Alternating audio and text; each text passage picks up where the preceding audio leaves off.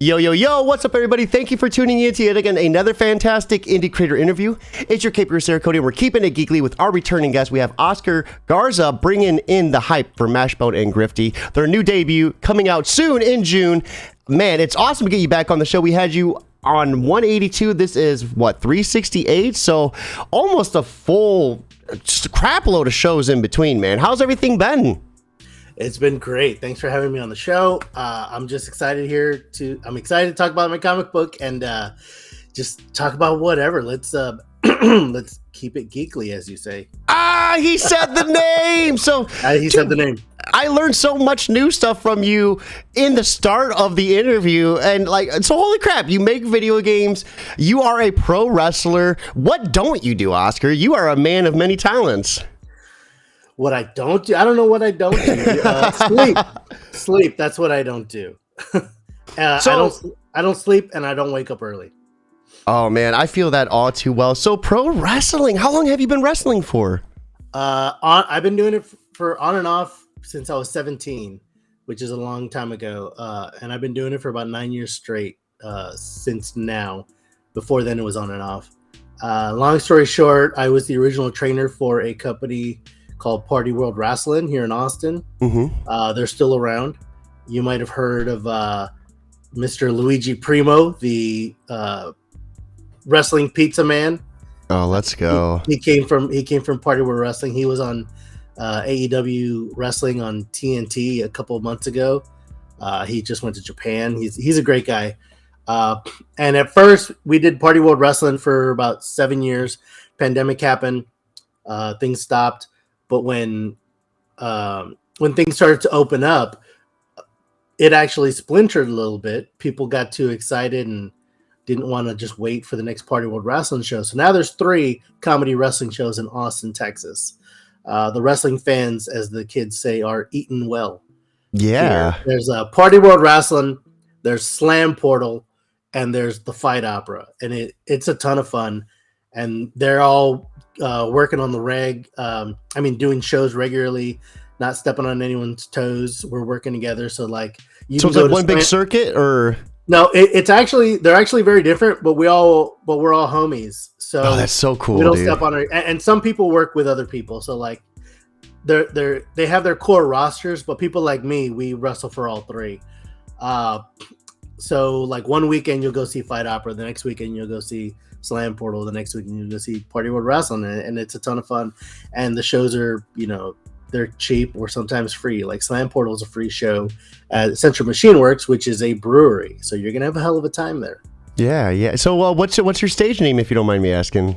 I play a couple characters. My most popular character is a character named Pugginhead. I love it. He's a little boy who went to the shows and ended up becoming a wrestler. And he's accompanied by his uncle, Chubby Uncle Juan, who, as everybody knows, was one of the most famous children's television show hosts in the 70s or back in the day. I don't really put math to it. And so it's his uncle and a little boy who end up wrestling. And the thing is, the little boy may or may not be a puppet. He kind of looks like a puppet. But the fans will tell you he's a real boy. I love it. I love it. Is that like some Mankind influence there? I know you had Mankind mentioned in this book. I did. Yeah. He's one of my favorites ever. But it was mainly me putting my two of my favorite hobbies at the time together, which was puppetry and wrestling. Wow, dude, you have so much cool stuff you do. I'm just amazed right now. Yeah. So I get to use puppetry in the ring and bring this boy to life. And the original, little pull back the curtain, the original gimmick was he was a puppet. And the joke was to be laughing at the old man, which is me, laughing at him having his second ego put him in the ring and put him in harm's way.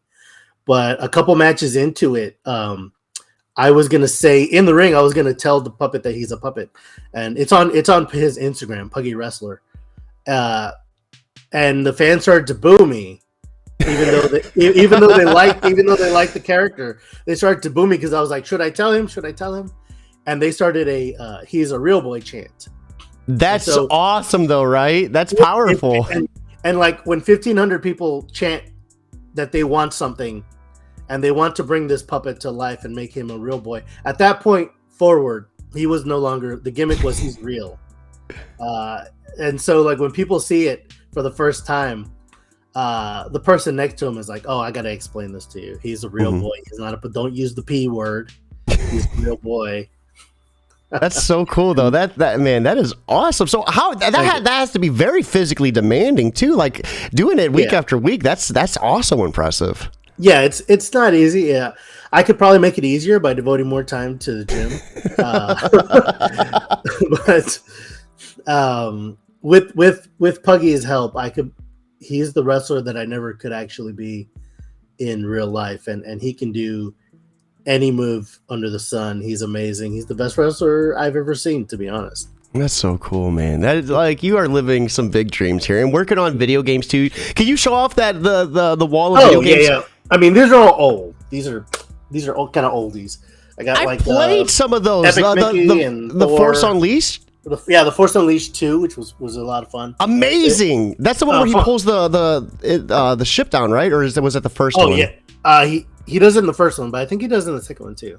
Badass. Fun fact: when we were working on Thor, that was really early. You know, Thor was the third movie in the MCU before it was like the MCU. When he was still like British sounding. Yeah, and we got sent before it was like everything was ironclad, but we got sent photos of them trying on the costumes, and they try them on in like bad lighting in a warehouse or whatever.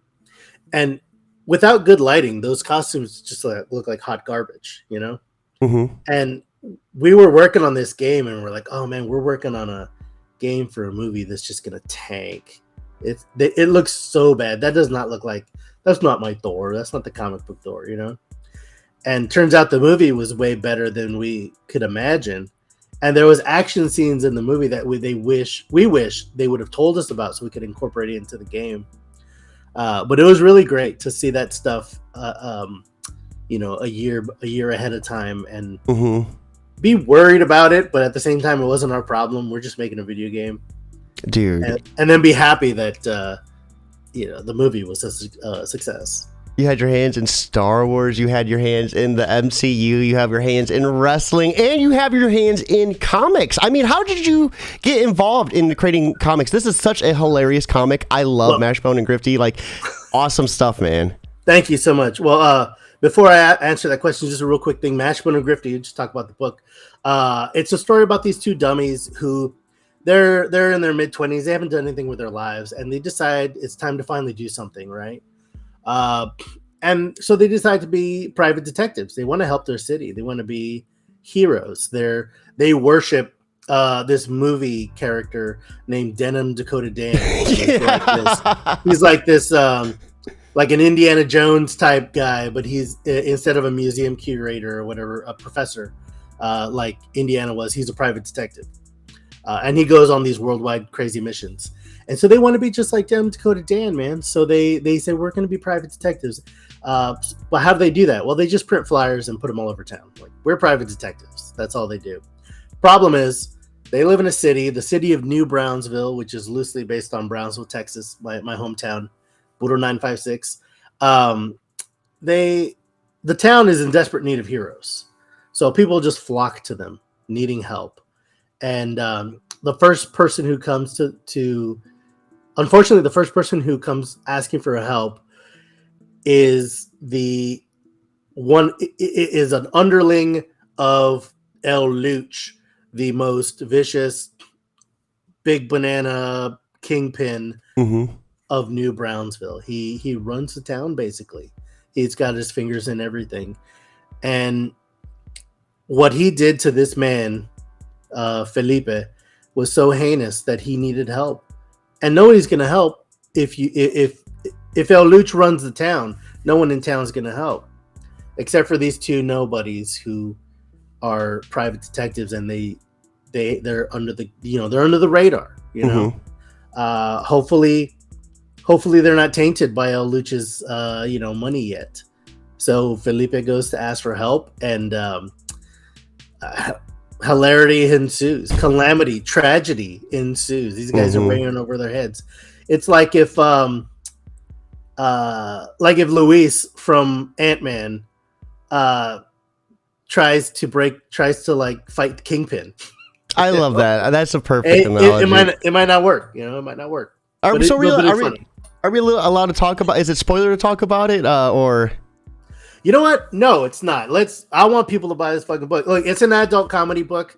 It's mature audiences for as far as like language and jokes go. They stole this man's cock. Yeah, what do you do? What do you do if someone steals your cock? 24-inch cock. Yeah. That's huge. It's very huge. Razor sharp claws. And it's a cock he's raised since he was a little boy. And of course, we're talking about a gamecock because one of the many things that Luch does in the city, he also hosts underground cockfighting. And it's called Cockfight Club. And it's very secretive. You don't talk about Cockfight First Club. Rule, yeah, you don't talk about it. And Felipe was the man in charge of raising Luch's gamecocks. But he had one. He has this one cock. A baby cock. A baby cock. He raised him since he was a tiny baby cock, since he was nothing but a little bird in a nest egg, as they call it, right? Susan from YouTube is listening right now, like with that band hammer just inching. She's like, I'm just ready to swing it at this point. We're talking about roosters. And so this was his baby. He set this gamecock aside. And he didn't train him in the vicious ways that he trains these other gamecocks, but he noticed. Luch noticed his size and his strength, and so Luch said, "I want that one for my next fight." And Felipe said no. And what happened was, Luch said, "I'm in charge," and he kidnapped the cock. He kidnapped Mango. That's what his name was. They didn't really name the other ones, but he named this one because that was his baby. And so he kidnapped him, and there's a fight coming up in 2 days, and Felipe is like, my baby is going to get murdered, or just as worse, turn into a murderer. Yeah, he doesn't want that for his baby, so he needs help. So he goes to Mashbone and Grifty, and he says, hey, the cockfight's in a couple days. We need to find out where it is, and then we need to go. And I need you to rescue my Mango, and they agree because they put out a high dollar amount of money, which they think is a high dollar amount at the time. All they needed was $20 at the time because they needed to pay their beer tab. And so he said yes, and they'll do it. And sometimes they're too stupid to know what they're getting into, especially Mashbone. Mashbone's very aloof. He's just a very positive dude, and he doesn't really see the trouble that's in front of his face sometimes. Grifty definitely does, but at the same time, Grifty doesn't let being scared shitless get in the way of his dreams. So is Mashbone... sorry, I didn't mean to interrupt. I was going to say, is Mashbone really a mutant? I think it was like kind of hinted at or maybe joked about. It's joked about, it's hinted. Let's help get this book past issue 2, and we can talk about that. Let's put a bone in it. Yeah, let's put a bone in it till then. We have someone over on YouTube asking a good question too. Shakeem Wynn, sorry if I mispronounced that. Yo, the story looks interesting. Have to check it out. Why call him Grifty? Is it because he walks around with a hard-on for grift? Excuse me. No, that is something that it gets explained in. Oh, it doesn't get explained. It gets hinted at in issue 5. By the way, I'll answer the question. But by the way, we really need y'all to pre-order this book. We have 16 issues in the can. Like, no joke. And most of them are already like drawn. We just need you to buy them so we can give them to Scout so they can print the suckers. And for everyone that is watching, right here is a link to do that. Right here is the previews link to do this. Oscar, can you tell us the importance of going to your local comic book shop and telling them to have this in stock? Absolutely. But yeah, Grifty. His last name is Griftines, which is like it's not a real name. But the joke is it's Grifty. It's a grift. Like things are, that's not something you really want from a private detective. So he's kind of working against his name. He's kind of working against stereotype, if you will. So that I hope that kind of answers a little bit. The importance of pre-orders, man. Comic books are crazy, man. It's not like it's going to be on Amazon and then you can buy it on Amazon and we're all happy. Comic books, the way they work is that you need to pre-order them, or there's a really good chance the comic shop is not going to buy a copy to be on the shelf. Mm-hmm. I mean, we're not Spider-Man, we're not Superman. Every comic shop's going to buy 10 issues of Superman minimum, right? Yeah. Same for Spidey. But something like Mashbone and Grifty, they might not take a chance on unless somebody says, can you order me a copy? And if you say, can I order me a copy at your local comic shop? They're going to say, well, maybe I'll order 3, and then the other 2 can be on the shelf. If 3 people go to the local comic shop and order a copy of Mashbone and Grifty #1, the comic shop guy will go, damn, well, maybe I'll order 10 and put them on the shelf. And so that's why pre-orders are super important, not just for issue 1, but for all issues. I think you can do it. You can just put the dang thing on your pull list. We are a bi-monthly series. We'll be out every 2 months, and like I said, we got them in the can, baby, so they won't be late. We're not going to be this ain't the 90s. And it's such an awesome series too. So you said you had how many issues? We got 16 in the can. 10 of them are complete. 10 of them are complete. We're putting the finishing touches on the other 6. But yeah, man, we've been waiting for this forever, and as long as people give us a chance, we're not going to disappoint. That's so awesome. And then, of course, we have you doing the art, the lettering, some of the story as well. Can you give us the rest of the creative team involved? Yes. The rest of the creative team is one other dude, Rolando Esquivel. He's a madman. The things he comes up with and the way he writes, he's really good. And we're listed as co-writers because we ping pong off each other. Rolando will we'll both come up with an idea, or just one of us will come up with the idea, depending on the issue. And Rolando will write it out. He'll do the writing thing, make the script, and he'll make it all nice and pretty. He'll bring it back to me, and if there's an idea I think I want to put in there, I'll put it in. I'll talk to him about it. We'll ping pong, and if there's a problem, we'll keep ping ponging it until it's funny. I love that process. Yeah, if it's funny, it goes in the book. That's how we do it. And Rolando is also the editor. By editor, I mean he's literally editing the damn thing, making sure there's no mistakes. And he does a great job. And he's also writing another comic for Chispa Comics, which is the imprint of Scout Comics that we're going to be under. And I'm very excited to read that because I have no idea what it's about. And you haven't touched it?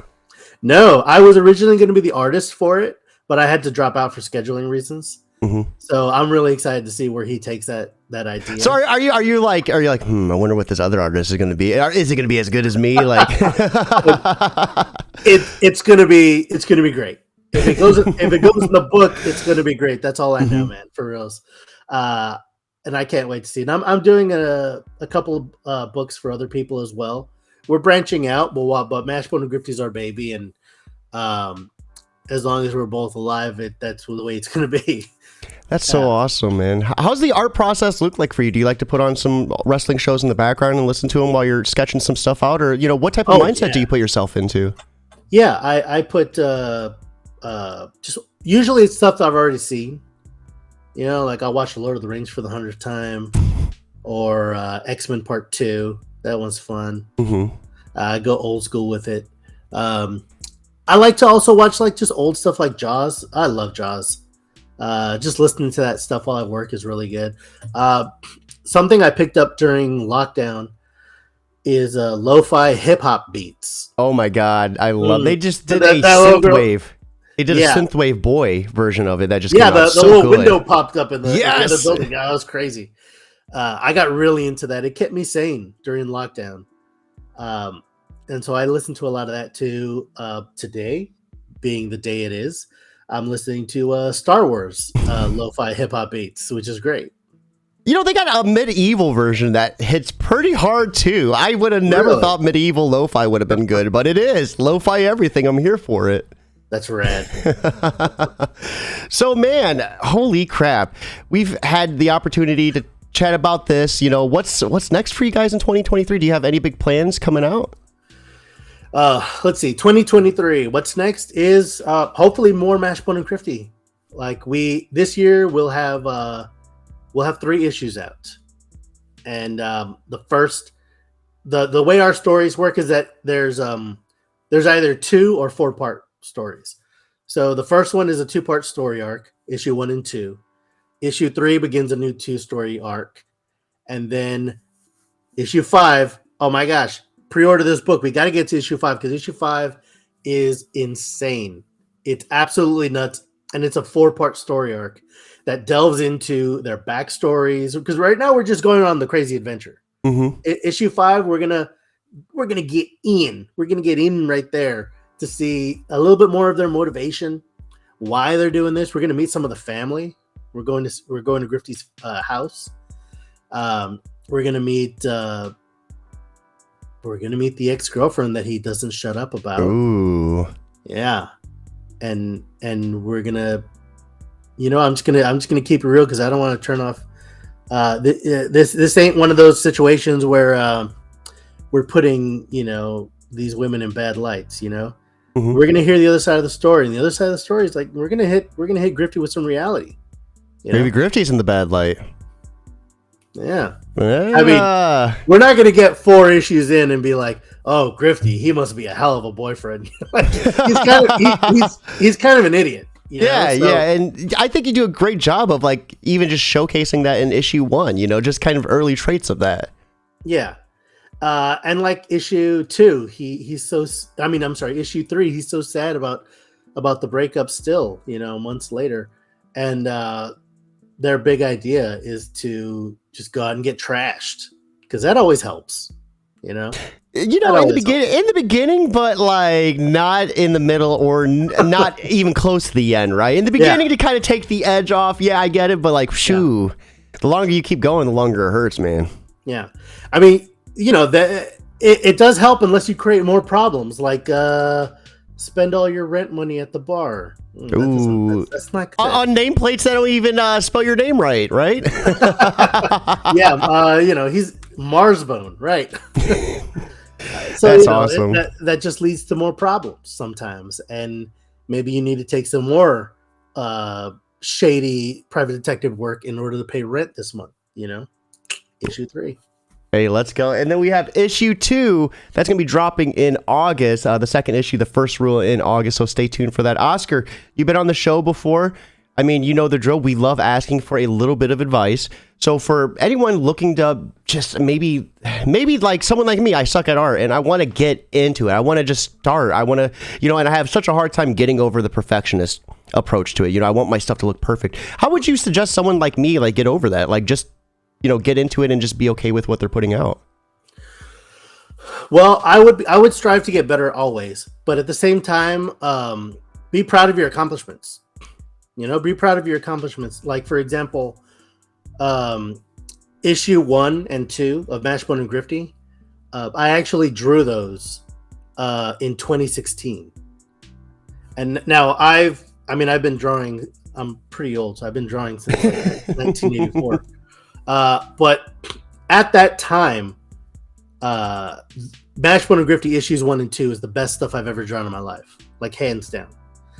Now that was 2016. It's 2023. I have gotten better as an artist. I've gotten way better as an artist. But that's such a milestone, and it still looks good today.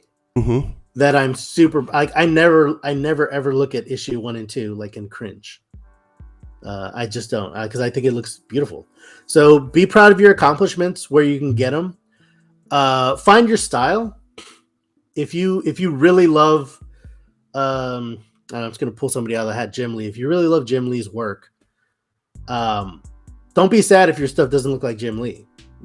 Find your style. You could take some stuff from Jimmy. You could take some stuff from old Toddy, but if it doesn't look like them,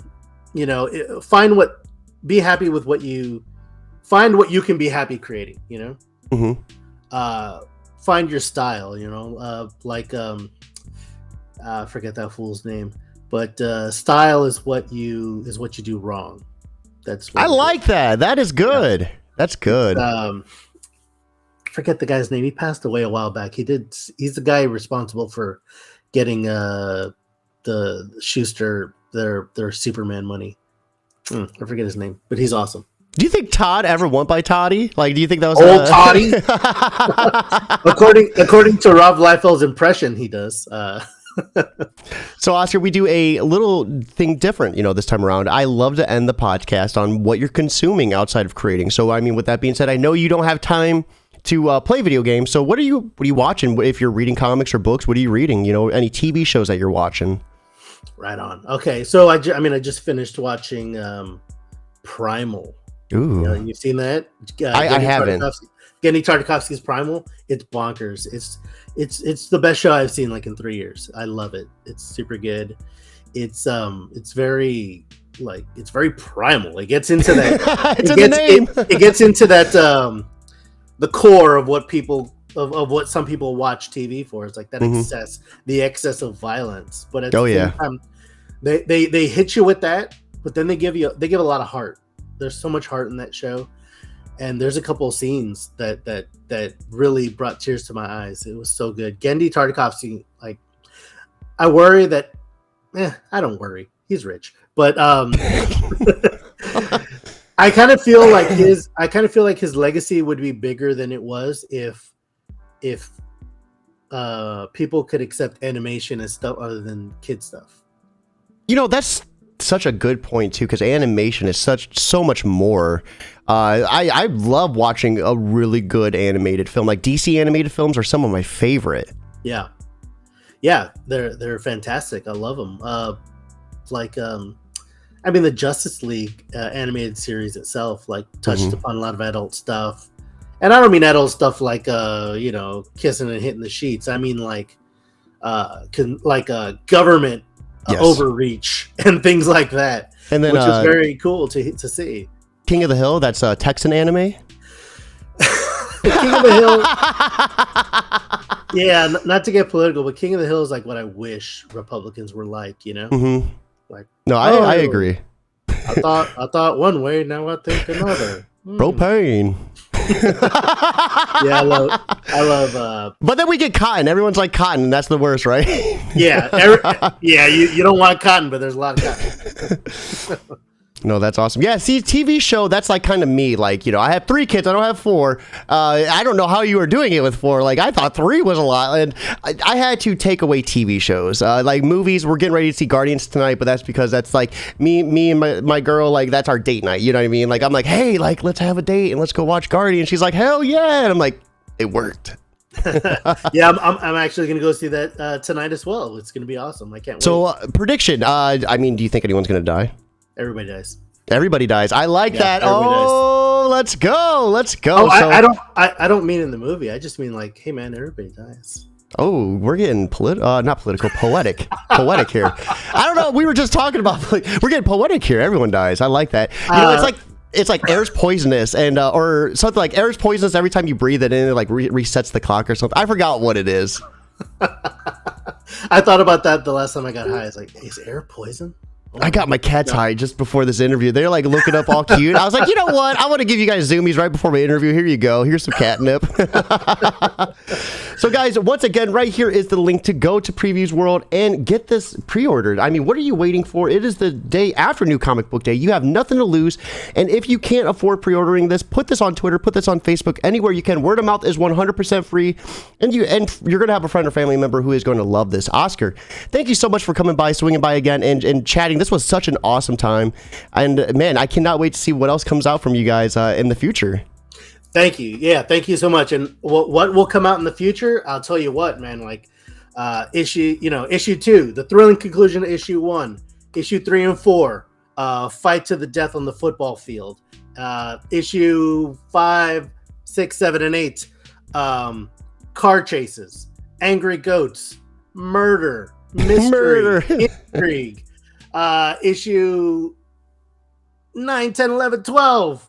Halloween special, Christmas special, murder, madness, intrigue. They go to the North Pole and they meet Santa Claus. It's bonkers. I love it. I mean, we started off with a 24-inch cock, so I mean, the adventures are to be had. We have Oblivia joining us last minute saying exposing yourself. I know, hey, we keep it real, but also we keep it geekly. So with that being said, guys, it is time for us to wrap up. I hope you all have a lovely Thursday, but most importantly, guys, keep it geekly.